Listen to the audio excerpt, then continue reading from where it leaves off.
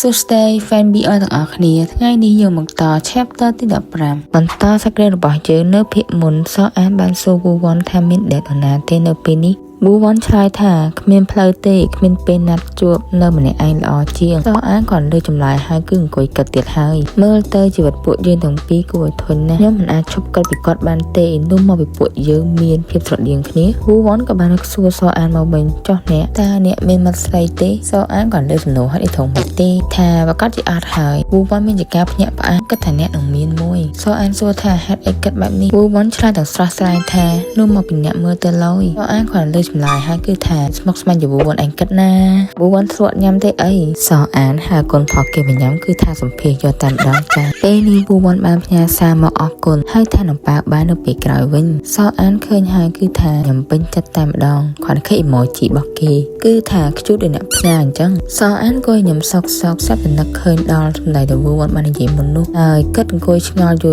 រទៅគឺថាទាញទូរស័ព្ទផ្ញើសារទៅ Hey in Kyongតើទំនេរទេពួកយើងអាចនិយាយគ្នាបានទេប៉ហេអ៊ីនគាត់ឃើញសារហើយគឺទៅមកភ្លាមតែម្ដងហេអ៊ីនថាអាចនិយាយបាននៅផ្ទះស្រាប់អត់ធ្វើការទេមានការអ្វីពេលនោះសម្លេងមួយទៀតក៏បាននិយាយថាសអានបិទទូរស័ព្ទទៅកុំរំខានពួកយើងសអានគាត់ទៅលើសម្លេងហើយសួរថាតើយូហាននៅទីនោះមែនទេយូហានក៏បានញ៉ែកមកវិញថាត្រូវហើយនេះគឺថ្ងៃដេកអស់របស់ខ្យងយើងតើយើងអាចនៅកន្លែងណាហេអ៊ីនក៏ប្រាប់សង្សារខ្លួនឯងថាឲ្យចិត្តជាក់សួរសអានថាមានរឿងអីយូហាននៅតែបន្តញ៉ែកមកគិតថាខ្ញុំអាយុ2ឆ្នាំមែនទេសអានសួរថាតើបងស្គាល់វូវ៉ាន់យូរណាស់មកហើយវូវ៉ាន់មែនហើយសអានថាវូវ៉ាន់ធ្លាប់និយាយថាមានបញ្ហាសុខភាពតើគាត់ធ្លាប់ឈឺហេអ៊ីនប្រាប់ថាប្រហែលជាគាត់និយាយអំពីគ្រោះថ្នាក់ចរាចរណ៍ហើយយូហានកំពុងឆ្ងល់ថាណាគេវូវ៉ាន់នឹងសអានសួរថាគ្រោះថ្នាក់ចរាចរណ៍ត្រូវហើយខ្ញុំឮថាគាត់ជួបគ្រោះថ្នាក់ចរាចរណ៍កាលពី10ឆ្នាំមុននៅពេលដែលគាត់ជាសិស្សវិទ្យាល័យ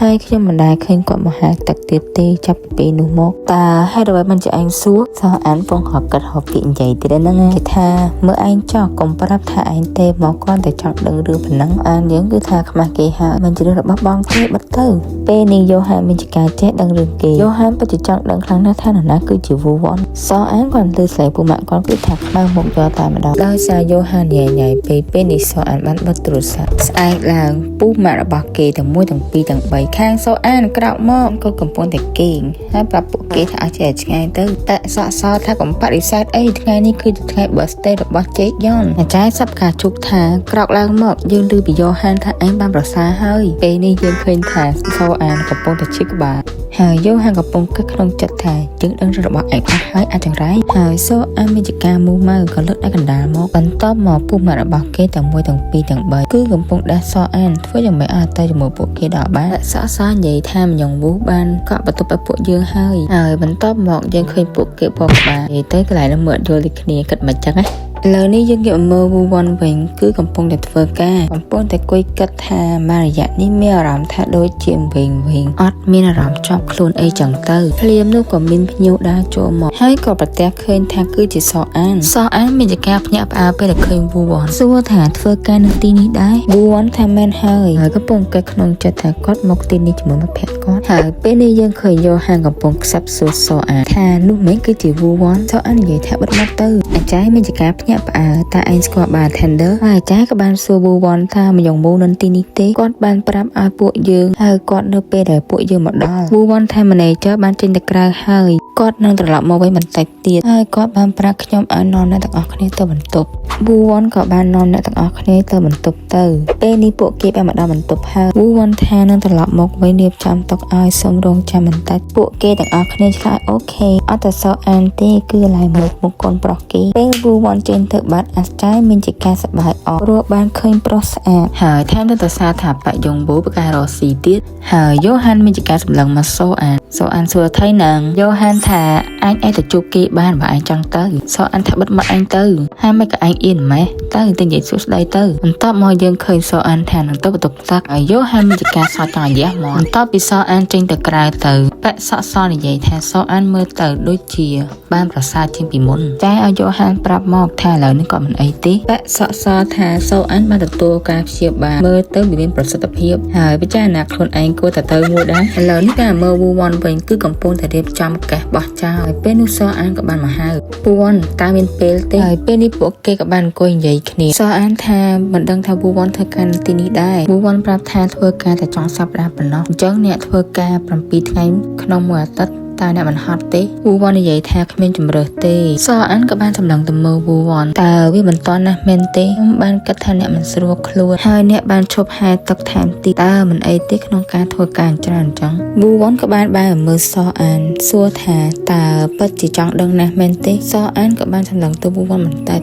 ហើយក៏ប្រាប់ថាត្រូវហើយខ្ញុំចង់ដឹងវូវ៉ាន់ក៏បានប្រាប់សអានថាកលៈទេសៈរបស់ខ្ញុំមិនសូវល្អទេខ្ញុំតែងតែស្ថិតនៅក្រោមសម្ពាធយ៉ាងណាក៏ដោយខ្ញុំបានសំជាមួយវាហើយវាមិនដែលបានល្អតាំងពីដើមមកម្ល៉េះហើយខ្ញុំមិនបានឈប់ហែទឹកព្រោះខ្ញុំមិនស្រួលខ្លួនទេប៉ុន្តែខ្ញុំបានជួបគ្រោះថ្នាក់ចរាចរណ៍ហើយរងរបួសស្មាតាំងពីយូរណាស់មកហើយហេតុនេះហើយទើបបានជាខ្ញុំឈប់សអានសួរវូវ៉ាន់ថាតើមានស្ដាយក្រោយដែរឬទេវូវ៉ាន់ក៏បានញ៉ាំដាក់សអានហើយប្រាប់ថាខ្ញុំចាប់ផ្ដើមហែទឹកតាំងពីនៅវិទ្យាល័យដោយសារគ្រូបង្ហាត់របស់ខ្ញុំមិនមានគម្រោងថាទៅជាអត្តពលិកទេដោយសារស្ថានភាពគ្រួសាររបស់ខ្ញុំមិនអាចចំណាយបានខ្ញុំចូលចិត្តហែទឹកគឺដោយសារតែវាជារឿងតែមួយគត់ដែលខ្ញុំពូកែខ្ញុំគ្រាន់តែរីករាយនៅពេលដែលខ្ញុំនៅក្នុងអាងទឹកវាធ្វើឲ្យខ្ញុំភ្លេចរឿងអ្វីគ្រប់យ៉ាងអារម្មណ៍ដែលខ្ញុំមានតែមួយគត់គឺទឹកនៅជុំវិញខ្លួនរបស់ខ្ញុំប៉ុន្តែខ្ញុំក៏បានជួបគ្រោះថ្នាក់ចរាចរណ៍នៅពេលដែលខ្ញុំធ្វើដំណើរពេលព្រលឹមទៅវឹកហាត់ហើយគ្រួសាររបស់ខ្ញុំនៅពេលនោះគ្មានលទ្ធភាពដើម្បីព្យាបាលកាយសម្បត្តិរបស់ខ្ញុំទេវាពិតជាលោភលន់ណាស់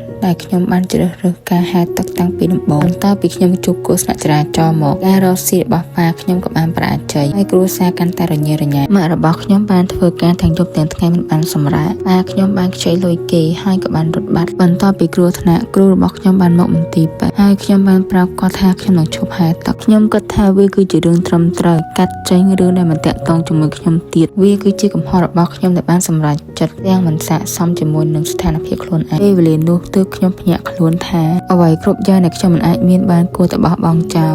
ហើយវាគ្រាន់តែជាការចាប់ផ្ដើមប៉ុណ្ណោះបន្ទាប់ពីបាននិយាយគ្នាស្គាល់ចិត្តស្គាល់ថ្លើមហើយពេលនេះអ្នកទាំងពីរបានត្រឡប់ចូលមកក្នុងវិញហើយគ្រាន់តែបានចូលមកក្នុងភ្លាមក៏បានឮសំឡេងភ្ញៀវកំពុងឡឡាជេខ្ចង់ក៏ខំនិយាយសម្រួលគ្នាជាមួយនឹងភ្ញៀវហើយវូវ៉ាន់ក៏បានដើរចូលមកសួរថាមានរឿងអ្វីកើតឡើងជេខ្ចង់ប៉ាក់ជេខ្ចង់ថាភ្ញៀវកំពុងតែស្វឹងវូវ៉ាន់ថានឹងមើលការខុសត្រូវប្រាប់ឲ្យជេខ្ចង់ទៅហៅ manager មកវូវ៉ាន់បានចូលទៅសុំទោសនិងនិយាយថា manager នឹងមកឆាប់នេះតើមានអ្វីអាចជួយបានប៉ាក់នឹងស្រាប់តែឆ្លើយយកតែម្ដងចង់និយាយជាមួយ manager មិនមែនហែងទេវូវ៉ាន់ខំបញ្យល់ថាឲ្យទៅរកកន្លែងអង្គុយដើម្បីកុំឲ្យភ្ញៀវផ្សេងទើសតតែប៉ាក់នឹងថាមិនទៅណាទេយកស្រាផឹកថែមទៀតមកវូវ៉ាន់ថារៀបចំកន្លែងហើយនឹងផ្ដល់ស្រាឲ្យអាប៉ាក់នឹងសន្តិការឈួតនិយាយជេរវូវ៉ាន់ជាច្រើនហើយគិតថាវូវ៉ាន់បានមើលងាយវាតបមកក៏យកស្រាជះលើមុខវូវ៉ាន់ហើយបានស្ដីឲ្យវូវ៉ាន់ជាច្រើនថាអញគិតថាជាណាគេបន្ទាប់មកយើងក៏ឃើញដៃមួយចាក់កបួយកអាប៉ាក់នឹងហើយក៏ឃើញថានោះគឺជាសអានប្រាប់ប៉ាក់នឹងថាបើចង់ផឹកដល់នឹងផឹកឲ្យស្ងាត់ស្ងៀមហើយក៏បិទមាត់ទៅហើយសអានរបស់យើងក៏ថាអាប៉ាក់នឹងមិនក៏ហ៊ានប្រើអំពើហិង្សាអាចអត់លួយហើយភ្លាមនោះអាប៉ាក់ manager ក៏បានលេចមុខឡើងសម្រួលអ្នកទាំងពីរកុំឲ្យឈ្លោះគ្នាតទៀតហើយយើងឃើញមុខសអានហើយគឺថាចង់ស៊ីសាច់អាប៉ាក់នឹងតែម្ដងប៉ាក់ manager ខំស្ញែងថាមានអ្វីអាចជួយបានហើយក៏អស់អាប៉ាក់ស្វឹងនឹងទៅរកបន្ទប់មួយទៀតដើម្បីនិយាយសម្រួលគ្នាវូវ៉ាន់មានចការឈរកៀងហើយពេលនេះកំពុងខាត់សអានឲ្យចិត្តជាក់